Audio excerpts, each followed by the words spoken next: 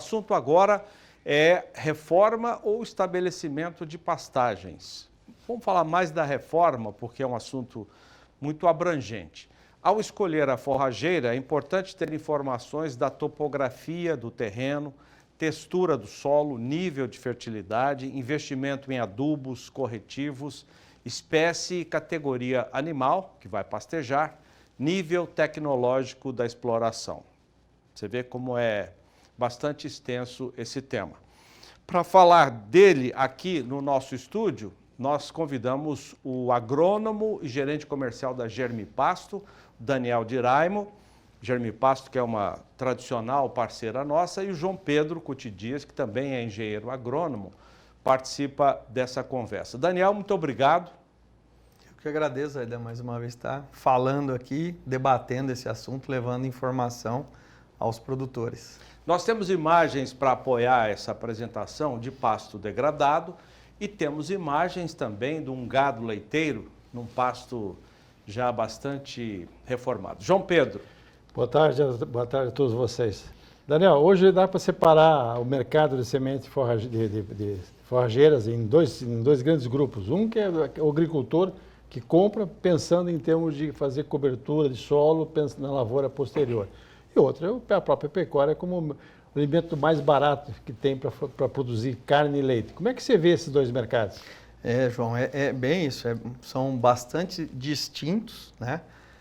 Na agricultura, para esse produtor que quer fazer palha ou consórcio com milho ou fazer palha, 90% das áreas são de rosizienses.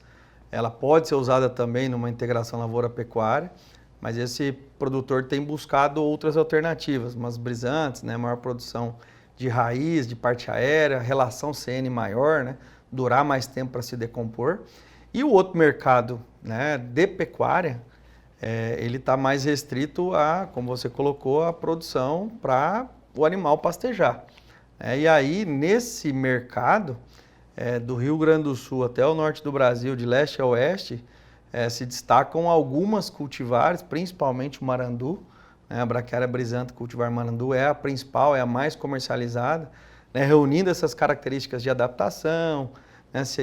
Suportar bem ataque de pragas, condições climáticas adversas, né? Como a principal forrageira. E aí em algumas regiões, outros materiais se destacam.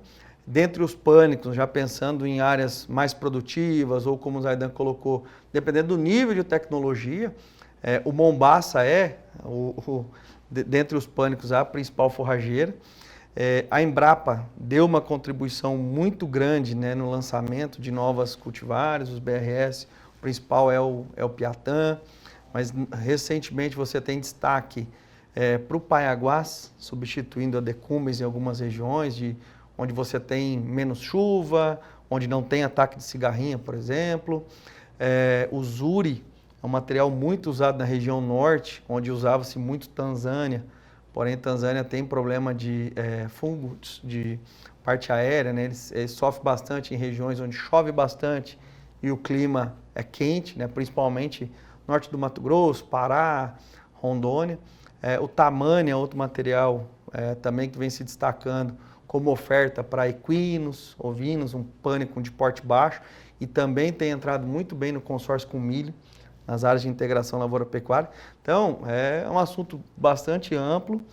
O que a gente precisa é orientar o produtor, né, de que ele precisa fazer alguns ajustes ou ter algumas informações e informações de custo zero, para ele escolher, sim, a melhor forrageira para aquela área.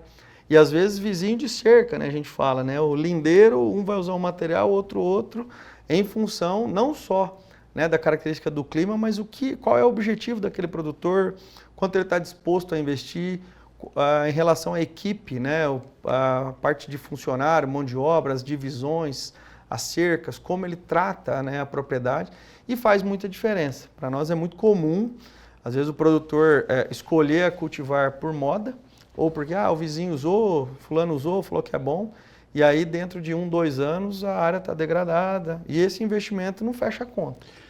No começo das braquiárias, a decumbens era a rainha, era a braquiarinha, né? Famosa braquiarinha. A cigarrinha foi um fator limitante e eliminou praticamente ela, o primeiro que criou muitos problemas.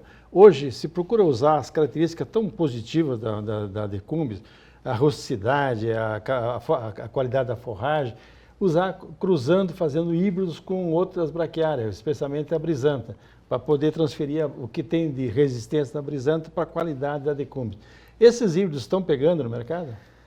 João, hoje a forrageira que está tomando o lugar da decumbens teve uma certa resistência por parte dos produtores, que é natural, é normal, porque realmente, como você colocou, ela suporta essas condições, solo um pouco ácido, esse clima adverso, porém tem esse problema em relação à cigarrinha. O BRS Paiaguás não é híbrido, né, é uma cultivar. Ele é o principal substituto da decumbens por conta dessas características. Dentre os BRS, nós temos o Ipiporã, que é o primeiro híbrido de braquiária da Embrapa, só que já seria para uma área de mais alta fertilidade, e ele tem uma característica de suportar e se desenvolver mesmo onde você tem a cigarrinha das pastagens e da cana. Ele é a única forrageira hoje disponível no mercado para isso. Os híbridos, eles são, de maneira geral, você tem um portfólio muito grande, como você colocou, eles estão muito específicos, custo elevado, o produtor tem um pouco de receio, o que é muito comum é o produtor querer testar. Faz um teste, mas é uma área pequena, ele não consegue talvez ter o resultado. A gente, enquanto a Germpasto parceiro via Unipasto, nós temos no portfólio os BRS. Dentre eles, das braquiárias, somente o Ipiporã como híbrido. E ele também tem, e os demais, uma característica de menor germinação, você tem um desempenho um pouco mais, não tão bom quanto os outros materiais nesse estabelecimento inicial. Então, como substituto da decumbens, né, e aí você tem norte de Minas, sul da Bahia, norte do Goiás, sul do Tocantins, por exemplo, regiões, principalmente a Bahia ali, que é uma região onde você tem clima de transição, e você tem às vezes 8 meses de sol, seca muito intensa, solo um pouco baixa média fertilidade. O Ipiporã, o Paiaguás, o BRS Paiaguás, tem entregado excelente resultado como opção a decumbens. Porte baixo, fácil manejo, não entolcera, na recria engorda, vai muito bem. Essa seria a principal opção aí aos produtores que estão nessa região. O material que no passado o produtor se interessou por ele, e hoje a gente quase não ouve falar nele, são os andropógos, a exceção de algumas regiões de Goiás, Tocantins ali. O andropógo é uma rusticidade muito grande e é o primeiro capim que brota depois de uma seca, né? É impressionante o vigor que ele tem. Esse material novo que a Embrapa lançou do andropógo, na tua opinião, para teu feeling, você acredita que ele vai ter espaço daqui para frente? João, o problema do andropógon está mais relacionado à produção de semente, comercialização, transporte, né? Que um saco gigante de andropógon pesa 5 quilos, ele tem. Esse é o grande limitante, né? Então ele fica muito restrito às regiões produtoras. Então, em volta dessas regiões, você consegue transportar, porque o custo é muito elevado para levar essa semente para beneficiar e depois retornar.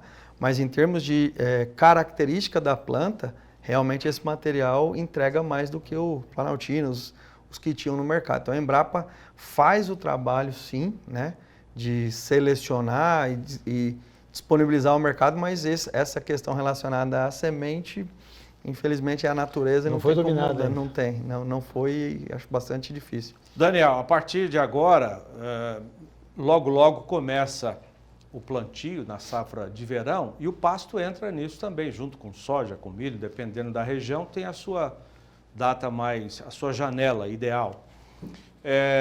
Calagem e adubação, neste momento, dá para fazer para que seja aproveitada a semeadura já este mês ou o mês que vem?